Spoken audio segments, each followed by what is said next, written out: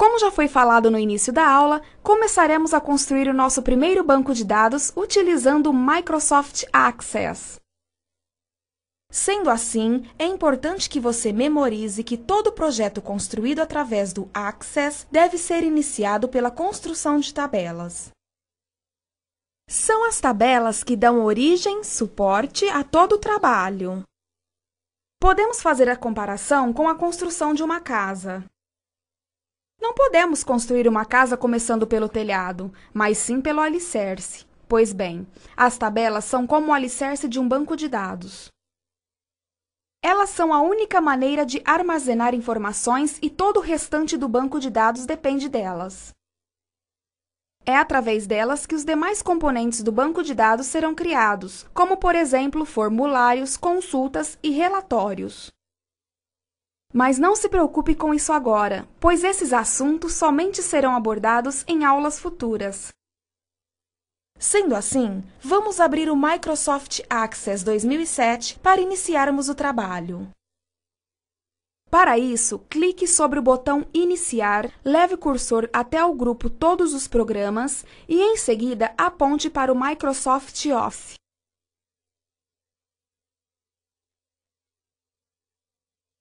Com o grupo de programas do Office aberto, clique sobre Microsoft Office Access 2007.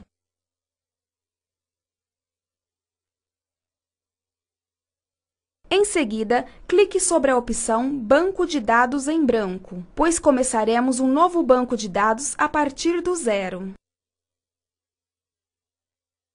Diferentemente dos demais programas do Office, no Access salvamos o trabalho, ou seja, o banco de dados antes de qualquer outra ação. Apesar dessa peculiaridade, os passos para se salvar o trabalho são basicamente os mesmos que nos demais programas. Clique na caixa Procurar um local para armazenar o banco de dados, conforme está sendo indicada. Determine que o banco será salvo no disco local C2 dentro da pasta Documentos.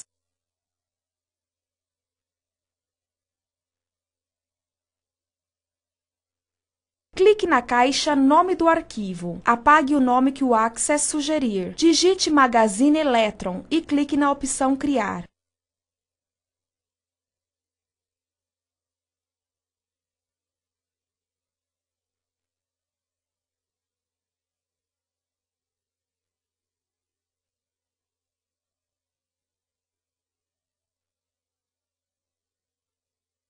Magazine Electron é o nome da loja para a qual estamos criando o banco de dados. É importante dar nomes que facilitem a identificação.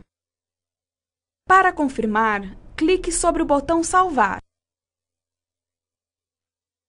Clique na caixa Nome da tabela, apague seu conteúdo e digite Clientes.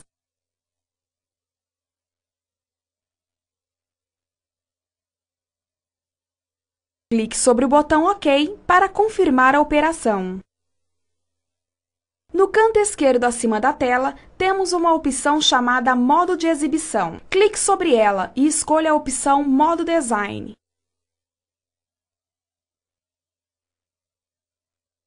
Com isso, o editor de tabelas é aberto para podermos construí-la manualmente, ou seja, passo a passo com a ajuda do Access. Observe que este editor de tabelas é composto por 3 colunas. Na primeira coluna, chamada de Nome do campo, definimos o nome que aquele determinado espaço terá.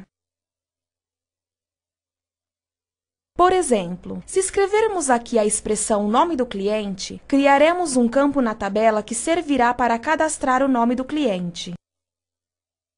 Para exemplificar, nas antigas fichas seria o espaço destinado para o cadastramento do nome do cliente. Na segunda coluna, Tipo de dados, definimos o formato dos dados que serão inseridos no campo. Nesta coluna, especificamos se o conteúdo do campo será em formato de texto, número ou data.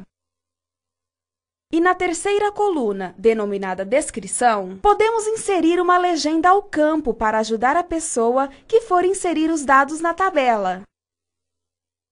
Por exemplo, assim que o funcionário fosse cadastrar um nome, apareceria escrito na parte de baixo da tela: digite o nome sem abreviações. Isso faz com que a pessoa que estiver cadastrando os dados tenha alguma orientação a respeito do que deve ser cadastrado. Apenas lembrando, devemos construir 3 tabelas: a dos clientes, a dos fornecedores e, por fim, a dos produtos.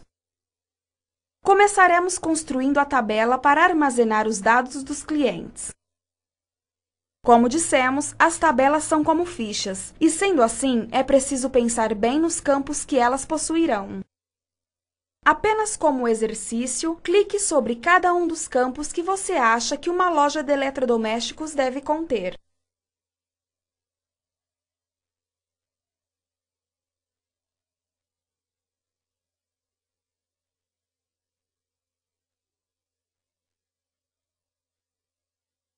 Os campos tipo sanguíneo e altura são desnecessários para o cadastramento de clientes desta loja.